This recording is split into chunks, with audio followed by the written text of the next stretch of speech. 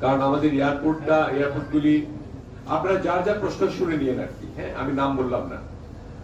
এয়ারপোর্টের আমাদের অনেকগুলি এয়ারপোর্ট ইতিমধ্যে বন্ধ রয়েছে, বিগত সরকার এগুলিকে বন্ধ করে দিয়েছে নানান কারণে, আমি উল্লেখ নাই করলাম। আমাদের বিশেষ করে ঠাকুরগাঁ, নীলফামারী, বগুড়া এগুলি একদম চালু এয়ারপোর্ট ছিল, সেগুলিকে বন্ধ করে রাখা হয়েছে। এগুলিকে রিস্টার্ট করবো আমরা।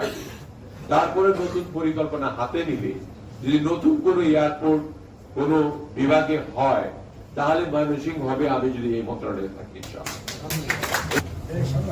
আমাদের মাননীয় প্রধানমন্ত্রী জনাব তারেক রহমান, তিনি 180 দিনের একটা প্রোগ্রাম হাতে নিয়েছেন এই দেশটি ফ্যাসিবাদের কবল থেকে উদ্ধার করার জন্য।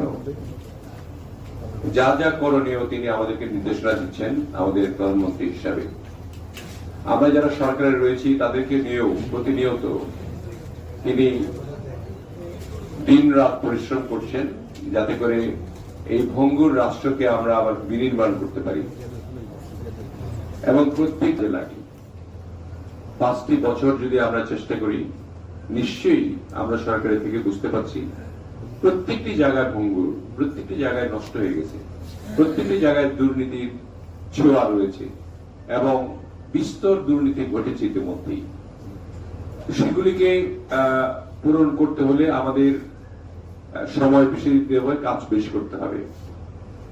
আমাদের যারা সরকারি কর্মকর্তাগণ রয়েছেন, প্রজাতন্ত্রের কর্মকর্তা রয়েছেন, তারাও কিন্তু মাননীয় প্রধানমন্ত্রী তারেক রহমানের নেতৃত্বে যে তার যে কর্মক্ষম অবস্থান দেখে তারা নিজেরও পরিবর্তিত হচ্ছেন।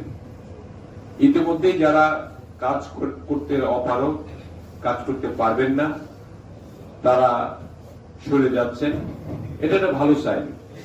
যারা কাজ করতে পারবেন, যারা সক্ষম হবেন দেশের কাজ করার জন্য, জনগণের কাজ করার জন্য, তারাই যাতে প্রজাতন্ত্রের কাজ করেন, এটাই হলো মূল উদ্দেশ্য।